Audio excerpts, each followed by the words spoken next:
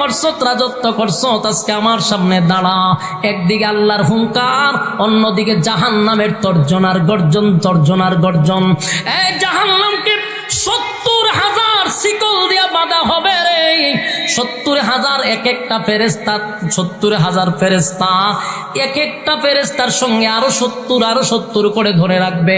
জাহান্নামও সেদিন তর্জন গর্জন করবে আর বলবে, মালিক আমার পেটে কিদা, আল্লাহ জাহান্নামীদেরকে আমার পেটের ভিতরে ঢোকানোর সহ্য করতে পারতেছি না। জাহান্নামের তর্জন গর্জন, অন্যদিকে আল্লাহর তর্জন গর্জন। তাই এই দৃশ্য দেখে সেদিন নবীরাও বলবে, ইয়া রাব্বি নফসি নফসি নফসি নফসি, আল্লাহ আমার কি উপায় হবে, আমার কি উপায় হবে। দুনিয়ার কোনো মানুষ তো দূরের কথা, নবীরা বলবে, মালিক আজকে আমার কি হবে গো, আমার কি হবে, আমার কি হবে, আমার নেকামল নেকামল নেকামল নেকামল নেকামল। এই যে প্যান্ডেলটার ভিতরে আপনারা বসছেন, আরামের ঘুম হারাম করে প্রচন্ড গরমের মধ্যে বসে রয়েছেন, এটাও কিন্তু নেক আমল, কথা হয় না, এটাও নেক আমল নেই। কারণ এই যে আমি আয়াতগুলি আপনাদের সামনে বলতেছি, প্রতিটা হরফে হরফে 10টা করে নেকি আপনাদের আমল নামায়ও ঢুকে যাচ্ছে। লস না লাভ? তাহলে 2 নাম্বার কি দরকার? নেক আমল। দূরে এখন 2 নাম্বার কি? 2 নাম্বার হলো নেক আমল। এবার আসুন, এই যে নেক আমল, দুনিয়ায় থাকা অবস্থায় নেক আমলের গুরুত্ব আমাদের কাছে নাই। দুনিয়ায় আছি এই জন্য গুরুত্ব নাই। দুনিয়ায় যেমন টাকাওয়ালাদের দাম আছে, টাকা না থাকলে সমাজের মানুষের কোনো দাম নাই, ঠিক তেমনি ভাবে পরকালে নেকি থাকলে দাম আছে, নেকি নাই তো আপনার কোনো দাম নাই। কথা বুঝতেছে? কিয়ামতের কঠিন ময়দানে একটা নেকি আপনার মা আপনাকে দিবে না। কিয়ামতের মাঠে বাবা আপনাকে একটা নেকি দিবে না। সেদিন বুঝবেন হায় আফসোস, হায় আফসোস। নেকির এত দাম যদি জানতাম রে, তাহলে দুনিয়ার সব কিছু বাদ দিয়া নেকির পিছনে দৌড়াইতাম। হাশরের মাঠটা এত কঠিন হবে, এত ভয়ানক হবে, মাও তার সন্তানরে নেকি দেয় না, কেউ কারো হবে না, কেউ কারো হবে না। আল্লাহ বলেন, ইয়াউমা ইয়াফিরুল মারউ মিন আখিহি ওয়া উম্মিহি ওয়া আবি ওয়া সাহিবাতিহি ওয়া বানি। মা সন্তানের পরিচয় দিবে না, বাবা তার সন্তানের পরিচয় দিবে না। এক লোকরে আল্লাহ জাহান্নামে দিবে, বলতেছে, বান্দারে তোর একটা নেকি শর্ট হওয়ার কারণে চিরস্থায়ী জাহান্নামী হয়ে গেলি। কটা নেকির কারণে? একটা নেকি শর্ট। মিজানের পাল্লায় মাপ দিয়া দেখে, একটা নেকি যদি ঢুইকা যায় তাহলে জান্নাতি হয়ে যাবে। একটা নেকি শর্ট হওয়ার কারণে লোকটা এখন জাহান্নামী। এখন লোকটার আল্লাহ জিগায়, এখন তো জাহান্নামে দেবি, তোর কিছু করার আছে? বান্দা হয়, আল্লাহ একটা নেকির কারণে আপনি আমার জাহান্নামে দিবেন? বলে, হয় এটা সিস্টেম। হয়তো আল্লাহ আমার একটু সুযোগ দেন, হাসরের মাঠটাতে একটু সুযোগ দেন। আমার কত আত্মীয় স্বজন আছে, মা বাবা আছে, বন্ধু বান্ধব আছে, আমার কত লোক আছে, একটা নেকি তো আমি কাউরে কাছ থেকে আনতেই পারবো, অসুবিধা কি? আল্লাহ হয়, যদি একটা নেকি এখানে যোগ করতে পারো, ওয়াদা দিলাম চিরস্থায়ী জান্নাত আমি ধরে দিব। সুবহানাল্লাহ আছে? বলুন কয়টা নেকি? আল্লাহ ভাই যায় লাভ নাই, আল্লাহ একটু সময় দেয়।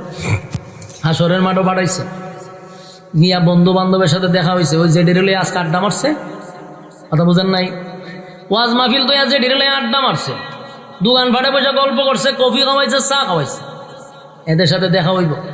তবে দোস্ত, ওয়াজ মাহফিল তুইয়া তোরে চা খাওয়াইছিলাম, রং চা খাওয়াইছিলাম, দুধ চা খাওয়াইছিলাম, কফি খাওয়াইছিলাম, বাপের টাকা তোর উপরে খরচ করছি, বিপদে পড়ছি, একটা নেকির জন্য দে, আমি চিরস্থায়ী জান্নাতে চলে যাই। বন্ধুরা একটা নেকির জন্য অস্বীকার করবে, বলে না না না, আমার কোনো বন্ধুই ছিল না। চলে যাবে আত্মীয় স্বজনের কাছে, খালা কন, ফুফু কন, মামা কন, মামি কন, যা আছে সবার কাছে যাবে, কেউ তার একটা নেকি দিতে রাজি হয় না। কথা কি বুঝতেছেন? রাজি হয় না। শেষে গেল নিজের আপন জনের কাছে, ভাইয়ের কাছে গেছে, ইয়া বলবে ভাই ছোটবেলার থেকে আমি কষ্ট করে তোরে লেখাপড়া করাইলাম, আজকে একটা নেকির জন্য আমি জাহান্নামী হয়ে যাব, দে ভাই একটা নেকি দিলে জান্নাতে চলে যাব। ভাই আমার কথা বুঝতেছেন? বলুন স্ত্রী কি চিনবে না না চিন্না বলবে? ভালো করে চিনবে যেটা আমার স্বামী। কিন্তু যদি আমার স্বামীরে আমি একটা নেকি দিয়া আজকে সাহায্য করি, এই গোটা হাসরের মাঠে আমি আবার একটা নেকির জন্য কার কাছে যাব রে? এই জন্য সেদিন স্ত্রী তার স্বামীকে নেকি দিবে না। স্বামী ব্যর্থ হইয়া আরো কাছে যাইব বাবার কাছে, গিয়া বলবো বাবা দুনিয়াতে মাথার গাম পায়ে ফেলে কষ্ট করে উপার্জন করে আমাদেরকে লেখাপড়া করাইলা, বাবা নিজে না খাইয়া আমাদেরকে খাওয়াইলা, ভালো কাপড় পরো নাই, তুমি আমাদেরকে ভালো কাপড় পরাইলা, এত কষ্ট করলা বাবা তোমার সন্তানের জন্য, সেই সন্তান আজকে চিরস্থায়ী জাহান্নামী হয়ে যাবে, দাও বাবা একটা নেকি দিলেই তো আমি জান্নাতে চলে যাব। বাবা তার সন্তানরে ভালো করে চিনবে রে, কিন্তু একটা নেকি যদি আমার সন্তানরে আমি দেই, আমি কার কাছে যাব একটা নেকির জন্য? যুবক ভাইরা এই কথাগুলি আমার মন গড়া নয়, কোরআনের কথা। ইয়াউমা ইয়াফিরুল মারউ মিন আখিহি ওয়া উম্মিহি ওয়া আবিহি ওয়া সাহিবাতিহি ওয়া বানিহি। কিয়ামতের কঠিন ময়দান এত ভয়ানক হবে গো, মা তার সন্তানের পরিচয় দিবে না। সন্তান গিয়া বলবে মা গো, বাবার কাছে গেলাম, আপন ভাইয়ের কাছে গেলাম, নিজের বউয়ের কাছে গেলাম গো মা, গোটা হাসুরের মাঠটা ঘুরলাম, কেউ একটা নেকি আমারে দিল না গো মা। তুমি না আমারে মহব্বত কইরা লালন পালন করছো গো মা। একটা মশার কামড় দিলে সারা রাত মা ঘুমায় না, সন্তানরে মশা কামড় দিবে মা, এটা সহ্য করতে পারে না। প্রস্রাব করে দিলে মা সারা রাত ঘুমায় না। এত মায়া এত মহব্বত করে সন্তানকে মা বাবা লালন পালন করলো। ও মা আজকে তোমার সন্তান চিরস্থায়ী জাহান্নামে জ্বলবে গো, একটা নেকি দাও না আমি জান্নাতে চলে যাই। মা এর চেয়ে বেশি আপন কেউ নাই রে। মা বলবে দুনিয়াতে আমার বিয়ে হইছে না, তাহলে আমি সন্তান পাবো কোথায়? কি বুঝলেন টাঙ্গাইলবাসী? বলুন মা কি সন্তানরে চিনে নাই? ভালো করে চিনবে এটা আমার সন্তান, কিন্তু গোপন রাখছে। যদি আমি এখন পরিচয় দেই সন্তান নেকি চাইবে, আমি আবার কার জন্য নেকি দিব? টাঙ্গালের বাইরে কিয়ামতের মাঠে তো ভয়ানক হবে রে। আদম নবী থেকে নিয়া ঈসা রূহুল্লাহ পর্যন্ত ওই মাঠে সেদিন কথা বলার সাহস পাবে না, পাবে না, পাবে না। সব নবীরা বলতে থাকবে ইয়া রাব্বি নাফসি, ইয়া রাব্বি নাফসি, ইয়া রাব্বি নাফসি। আদম বলবে মালিক আমার কি উপায় হবে গো, আমার কি উপায় হবে, আমার কি উপায় হবে? ইব্রাহিম নবী বলবে আল্লাহ আমার কি উপায় হবে? নূহ নবী বলবে আল্লাহ আমার কি উপায় হবে? এই সমস্ত নবীরা বলবে ইয়া রাব্বি নাফসি, ইয়া রাব্বি নাফসি, আমার কি উপায় হবে? কেউ কারো হবে না, কেউ কারো হবে না, কেউ কারো হবে না। দুনিয়াতে আমরা যা কিছুই করি না কেন আল্লাহ কয় কেউ কারো হবে না। আদম নবী পর্যন্ত কাঁপবে, সমস্ত নবীদের মুখে থাকবে একটা কথা ইয়া রাব্বি নাফসি নাফসি নাফসি নাফসি। কেন জানেননি? সেদিন আল্লাহ হুঙ্কার দিবে, খালি হুঙ্কার দিবে, খালি হুঙ্কার দিবে। দুনিয়াতে তো আল্লাহর হুঙ্কার দেখি নাই, কারণ দুনিয়াতে আল্লাহর নাম হলো রহমান। রহমানের গুণে আমাদেরকে মায়ার চাদর দিয়ে আল্লাহ ঘুইরা রাখছে। আল্লাহ বলেন সেদিন আমি কাহার রূপ ধারণ করব। সেদিন আল্লাহ বলবেন লিমানিল মুলকুল ইয়াউম লিল্লাহিল ওয়াহিদিল কাহ্হার। আল্লাহ বলবেন পৃথিবীর রাজা বাদশা বেটাগিরি যদি তাকে আজকে দাঁড়ায় বল পৃথিবীতে রাজত্ব করছো, রাজত্ব করছো, আজকে আমার সামনে দাঁড়া। একদিকে আল্লাহর হুঙ্কার, অন্যদিকে জাহান্নামের তর্জনার গর্জন, তর্জনার গর্জন।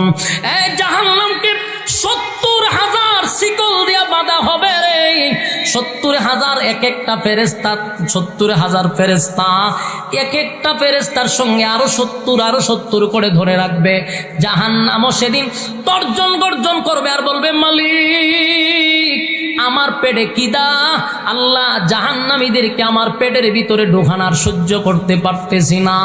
জাহান্নামের তর্জন গর্জন, অন্যদিকে আল্লাহর তর্জন গর্জন। তাই এই দৃশ্য দেখে সেদিন নবীরাও বলবে, ইয়া রাব্বি নাফসি নাফসি নাফসি নাফসি, আল্লাহ আমার কি উপায় হবে, আমার কি উপায় হবে। দুনিয়ার কোনো মানুষ তো দূরের কথা, নবীরা বলবেন, মালিক আজকে আমার কি হবে গো, আমার কি হবে, আমার কি হবে, আমার কি হবে। শুধু একটা স্লোগান থাকবে, ভিন্ন ভিন্ন। এই স্লোগানটা সেজদায় পড়ে আমার নবী বলবে, ইয়া রাব্বি উম্মতি। একটা জবান বন্ধ রাখবেন না, জোরে করুন আল্লাহু আকবার। না হয় নাই, আরো জোরে করুন আল্লাহু আকবার। এই ইমানের আওয়াজ দিয়ে বলুন আল্লাহু আকবার। কিয়ামতের কঠিন ময়দানে আমার নবী বলবে, ইয়া রাব্বি উম্মতি উম্মতি উম্মতি। আলী আমার নবী বলবে, আল্লাহ আজকে আমার উম্মতের কি হবে। বাকি সব নবীরা বলবে আমার কি হবে, আর আমার নবী বলবে আমার উম্মতের কি হবে। সেদিনের ভয়াবহ পরিস্থিতিটা বড় ভয়ঙ্কর হবে। অন্যদিকে মানুষ ঘুরবে 50,000 বছর পর্যন্ত উপরের দিকে তাকায়া থাকবে, কোনোদিন নিচের দিকে মানুষ তাকাবে না। ভয়ে আতঙ্কে আতঙ্কে মানুষ উপরে তাকায়া থাকবে। কারো মাথার মগজ গলে গলে গলে গলে জমিনে পড়বে, জিহ্বাটা বাহির হয়ে যাবে। পানির পিপাসা, ভয়ানক একটা পরিস্থিতি শুরু হবে রে। সেদিন কি আপনারা কেউ নাকি দিয়া সাহায্য করবে? কথা কোন, পানি দেন পানি দেন পানি দেন। একদিন দুই দিন নয়, 1000 বছর পর্যন্ত পানির পিপাসায় বান্দা চিৎকার শুরু করবে। কি বুঝলেন? আল্লাহ বলেন 1000 বছর পরে আমি বান্দার কথায় জবাব দিব না, ফেরেশতাদেরকে জিজ্ঞাসা করব, না ফরমান আমার কাছে কি চায়। ফেরেশতারা বলবে, আল্লাহ আপনার কাছে পানি চায়, পানি চায়, পানি চায়, পানি চায়। আল্লাহ বলবে, ফেরেশতারা রে, এই নাফরমানকে দুনিয়ার জমিনে আমি নিয়ামত দিয়েছিলাম, হায়াত দিয়েছিলাম। দুনিয়ায় থাকা অবস্থায় শীতের সময় আমি গরম পানির ব্যবস্থা করে দিছি, গরমের সময় ঠান্ডা পানির ব্যবস্থা করে দিছি গো। আমার দেওয়া নিয়ামত খাইয়া আমি আল্লাহর বিরোধিতা করছে, আমার নিয়ামত খাইয়া আমার নাফরমানি করছে। সারাটা দিন গেছে, একবারের জন্য আমি আল্লাহকে একটা সেজদা দিল না, আমি আল্লাহ কি কোনোদিন আল্লাহ বলে ডাকলো না। অথচ আমি তারে কত নিয়ামত দিছি। শীতের সময় আমি গরম পানির ব্যবস্থা করে দিছি, গরমের সময় ঠান্ডা পানির ব্যবস্থা করে দিছি। আমি আল্লাহ কত মহব্বত করছি আমার বান্দারে। একটা মাছ যেইভাবে পানির নিচে ডুবন্ত, আমার বান্দারে আমি নিয়ামত দিয়া ডুবায়া রাখছি। আমার বান্দা আমার খাইলো, আমার পড়লো, আমার গোলামি করলো না, আমার নাফরমানি করলো। আজকাল জাহান্নামের ভিতরে আসছে রে। 1000 বছর পর্যন্ত শুধু পানি পানি কইলা ডাকছস। অথচ দুনিয়াতে যদি কোনো বান্দা বান্দি আমি আল্লাহরে নজুলে রহমতের সময় একটা ডাক দিছে, আমি আল্লাহ তার ডাকে 70 বার জবাব দিছি। একবার নয় গো, আমি মালিক 70 বার জবাব দিছি, 70 বার জবাব দিছি। কিন্তু আমারে ডাকে না, আমারে না ডাইকা বাবারে ডাকছত, খাজারে ডাকছত, ফিরে ডাকছত, অমুকরে ডাকছত, অমুক নেতার কাছে গেছস, অমুক নেতার কাছে সাহায্য চাইছত, আমি আল্লাহর কাছে চাস নাই। আল্লাহ বলেন, ফেরেশতারা রে, নাফরমানরে পানি দে, নাফরমানরে পানি দে। কি পানি দিবে গো? আল্লাহ কোরআনে বলেন, ইল্লা হামিমাও ওয়া গাসসাকা। এমন একটা পানি দিবে রে, ইল্লা হামিমাও ওয়া গাসসাকা। এমন একটা পানি দিবে, এমন একটা পানি দিবে যেই পানিটা তোমার আমার রক্ত এবং পুজ, বিষাক্ত পানি, আগুনে পোড়া বিষাক্ত রক্ত আর পুজ, জাহান্নামের কিনারা এগুলা জমা, জাহান্নামের আগুনে টকবক টকবক টকবক করতে থাকবে। এমন গরম, এমন বিষাক্ত পানি জাহান্নামীকে পান করার জন্য দিবে। জাহান্নামে হাজার হাজার বছর পানির পিপাসা, গরম না ঠান্ডা দেখার কোনো সময় নাই, যেই মাত্র পানি শুনছে সাথে সাথে যখন পানিটা পান করতে গেছে, আল্লাহর নবী বলেন এই পানিটা এত বিষাক্ত আর এত গরম, দুনিয়ার গরম নয় গো, জাহান্নামের গরম। এই পানিটা পান করার সাথে সাথে ভিতরের নারী বুড়ি যা আছে সব গলে গলে গলে গলে পায়খানার রাস্তায় বাহির হয়ে যাবে। একটা জবান বন্ধ রাখবেন না, নাউজুবিল্লাহ। হ্যাঁ যুবক ভাই, রব্বে কারীম বলেন বান্দা শুন, আমার দেওয়া নিয়ামত পাইয়া নাফরমানি করছিলি। এরপরে বান্দা বলবে মালিক রে কেমন পানি দিলেন, কেমন পানি দিলেন, পানি পান করার আগেই তো ভালো ছিল, পানি পান করার পরে তো কষ্ট বেড়ে গেল। আল্লাহ তখন বলবে জাযাউ উইফাকা, এ নাফরমান এখন বুঝ মজা কেমন লাগে। আল্লাহ আগে আয়াত নাযিল করে নবীরে জানায়া দিছে, আল্লাহর পয়গম্বর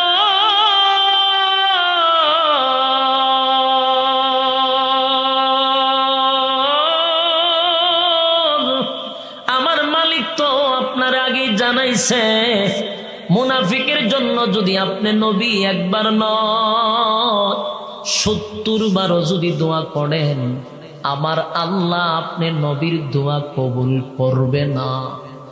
কিন্তু আপনি কেমনে গো বেঈমানের জানাজা পড়ার জন্য আসছেন? আল্লাহর নবী বলেন উমর, এই আয়াতের মধ্যে আল্লাহ বলছেন 70 বার আমি নবী যদি মুনাফিকের জন্য দোয়া করি, আমার আল্লাহ দোয়া কবুল করবে না। কিন্তু আমি নবীর ভিতরে এত মায়া, উম্মতের জন্য এত মায়া, আমার মনটা চায়, আমার আল্লাহ 70 বার নিষেধ করছে, আমি নবী যদি 100 বার দোয়া করি এর বদলত যদি আল্লাহ কবুল করে, সেই আশায় আমি বারবার আব্দুল্লাহ ইবনে উবাই ইবনে সুলুলের জানাজার জন্য প্রস্তুতি নিছি। উমর বারবার নবীর কানে কানে আয়াত শোনায় নবীরে ফিরানোর জন্য নাই। বলুন এই আয়াতে কি নামাজের কথা নিষেধ আছে? না, শুধু দোয়ার কথা নিষেধ।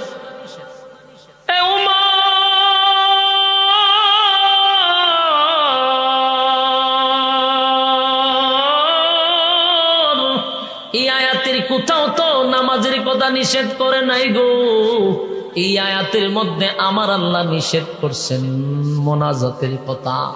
আমি যেন তার জন্য দোয়া না করি, আমি যেন কোনো মুনাফিকের জন্য দোয়া না করি, কিন্তু নামাজের কথা তো আমার মালিক নিষেধ করে নাই।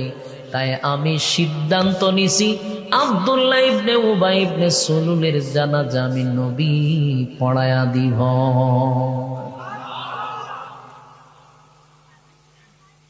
খলিফাতুল মুসলিমিন ওমর আটকাইতে পারল না, কিন্তু নবী আশ্চর্য করে দিল। গোটা মাটির মধ্যে নবী একটা চমক দেখায়া দিল। নবীর মুখের তুতুটা নিয়া আব্দুল্লাহ ইবনে উবাই ইবনে সুলুলের মুখে লাগায়া দিছে। আসেনি সুবহানাল্লাহ? তার তুতু, এ পয়গম্বরের মুখের তুতু মুবারক লাগাইছে মুনাফিকের মুখে। আল্লাহর নবী বলেন আব্দুল্লাহ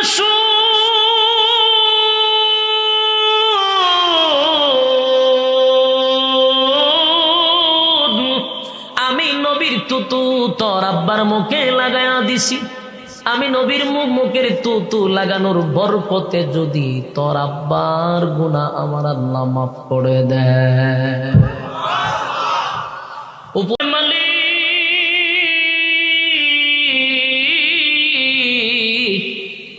আল্লাহ তো বেঈমানটা কইব, আমরা তো ঈমান আনছি এরপরে কেন কম?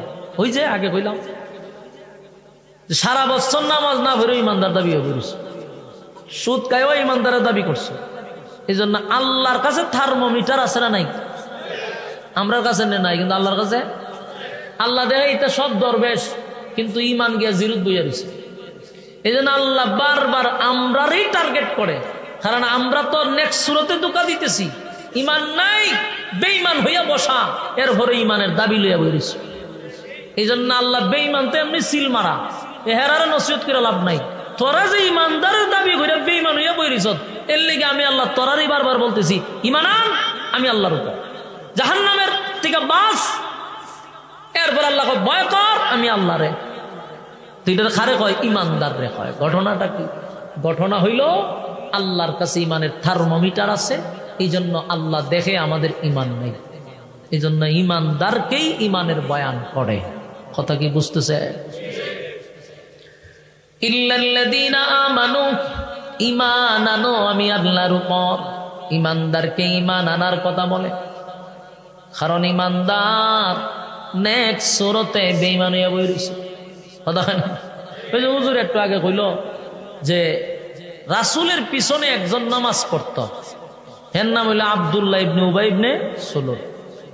এই বেচারা নামাজ পড়তো রাসূলের পিছনে, কোনো বুঝার সুরত নাই হে যে বেঈমান। কত বুঝতেছেন? ফাগরিও মাশাআল্লাহ বড়, দাড়িও আছে, জুব্বো আছে, মিসওয়াকও আছে, সব সময় জিকির আজগারে চলে, কিন্তু হে উদ্দা শয়তান যে এটা মানে কেউ বুঝার ক্ষমতা নাই। নামাজ পড়ে কার পিছনে? ইয়া আল্লাহ, আপনারা আমার কথা বিরক্ত হইতেছে। নামাজ পড়ে রাসূলের পিছনে, কিন্তু হে কি মুসলমান? শয়তানের খালাত তো ভাই। হ্যাঁ, এরা শয়তানের সবসময় লারে, কিন্তু এটা কেউ দেখে না, কারণ এর বেশের কারণে কেউ দেখে না। তো মুনাফিক ইমানদারের বেশেই তাকে চিনার কোন সিস্টেম নেই। এই মুনাফিক যখন মারা গেছিল, মুনাফিকের একজন ছেলে আছিল, তার নাম হইল আব্দুল্লাহ। এই আব্দুল্লাহ হইল মুনাফিকের ছেলে। এই ছেলে আবার রাসূলের সাহাবী, রাসূলের সাহাবী, অরিজিনাল সাহাবী, এবং আল্লাহ রাসূলকে কলিজার থেকে মহব্বত করে। মুনাফিক যখন আব্দুল্লাহ ইবনে উবাই ইবনে সুলুল মারা গেছে, তখন তার ছেলে আইছে রাসূলের কাছে, আয়া হুজুর ঘটনা তো ঘটছে। ও কিটা? আমার আব্বা মারা গেছে। রাসূল তখন আমি কি করব? হুজুর আমি তো জানি আমার বাপ যে হুদ্দা শয়তান আছে, নিটো আমি জানি, সারাটা জীবন শয়তানে লাড়াচাড়া করছে, কিন্তু এমন একটা বেশ ধরছে, বুঝার কোনো ক্ষমতা নেই। হুজুর আমি এটাও জানি আপনি জানতেন আমার বাপ যে ইসলামের শত্রু ছিল, কিন্তু বুঝা গেছে না। আমার বাপে আপনারা অনেক কষ্ট দিছে, এটা আমি জানি। আপনার কাছে চলতো, কিন্তু বাহিরে গিয়া গোপনে মিটিং করতো আপনাকে ক্ষতি করার জন্য, ইসলামকে ধ্বংস করার জন্য। আমার বাবায় বড় ধরনের ষড়যন্ত্র করছে সারাটা জীবন। মারা তো গেছে, হয়তো আমি কি করব? আমার একটা আশা, আকাঙ্ক্ষা, বাবা তো মায়া লাগে, যদিও খারাপ, কিন্তু বাপ তো বাপ হিসেবে কি লাগে? মহব্বত লাগে, মায়া লাগে, কষ্ট লাগে, বাপ মারা গেছে। কিন্তু আমি তো আপনার সাহাবী, আমি আপনার কাছে চাই। এইখানে ফুল উমর রাগ কম না বেশি? যুবক ভাইরা আমার, খলিফাতুল মুসলিমিন উমরের রাগ ছিল অনেক বেশি, মেজাজটা গরম, কোনোভাবেই মেনে নিতে পারল না। কিন্তু আল্লাহর পয়গম্বরকে যে বলবে, পয়গম্বর আপনি জানাজা পড়ায়েন না, এই সাহস তো ওমরের নাই। যদিও রাগ বেশি, সাহস বেশি, কিন্তু নবীর সামনে মোমবাতির চেয়েও নরম। বারবার নবীর কাছে গিয়া বলতেও পারে না যে হাবিব আপনি জানাজা পড়ায়েন না, কিন্তু ওমর নবীর কানে কানে কানে কানে একটা কোরআনের আয়াত শোনায়া দিছে। একটা আয়াতে কারিমা নবীর কানে কানে শোনায়া দিয়া ভাবছে নবীর একটু অ্যালার্ট করে দিই। ডাইরেক্ট তো অর্ডার দিতে পারতো না, আয়াতটা বইরে শোনালি তুই অর্থ বুঝবো, কতক্ষণ ঠিক নেই। খলিফাতুল মুসলিমিন ওমর পয়গম্বরের কানে কানে গিয়া বলেন, ইস্তাগফির লাহুম আও লা তাস্তাগফির লাহুম, ইন তাস্তাগফির লাহুম 70 মাররাতান ফালান ইয়াগফিরাল্লাহু লাহুম ذلك بأنهم كفروا بالله ورسوله والله لا يهدي القوم الفاسقين আয়াত শোনাই দিছি খলিফাতুল মুসলিমিন উমর পয়গম্বরের কাছে কানে কানে গিয়া বলেন নবী গো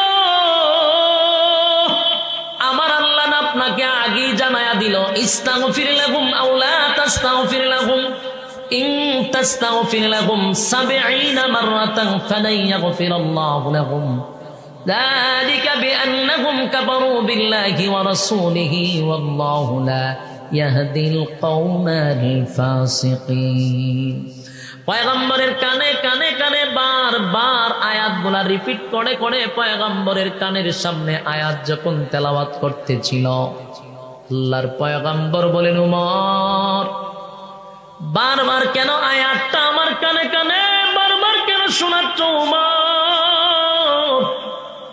এই আয়াতের মধ্যে আমার আল্লাহ কি বলছে রে এই আয়াতের মধ্যে আমার আল্লাহ বলছে মুনাফিকের জন্য যদি আমি নবী 70 বার দোয়া করি আমার আল্লাহ দোয়া কবুল করবে না এত ভয়ানক হবে গো মা তার সন্তানের পরিচয় দিবে না সন্তান গিয়া বলবে মা গো বাবার কাছে গেলাম আপন ভাইয়ের কাছে গেলাম নিজের বউয়ের কাছে গেলাম গো মা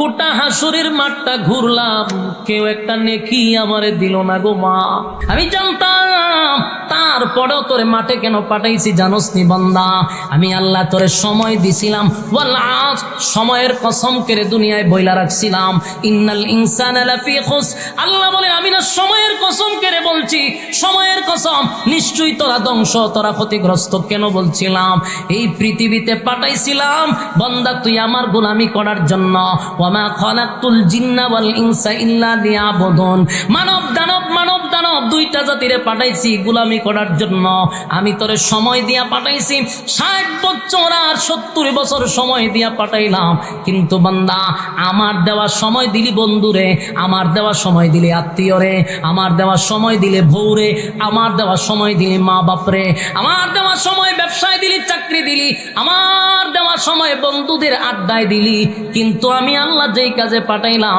সেই কাজ তুই করলি না আজকে তাদের কাছেই তোরে পাঠাইলাম যাদের কাছে তুই আমার দেওয়া সময় নষ্ট করলি দেখ বান্দা ঘুরে ঘুরে ঘুরে ঘুরে তোর একটা নেকি দিয়া কেউ সাহায্য করলো নি।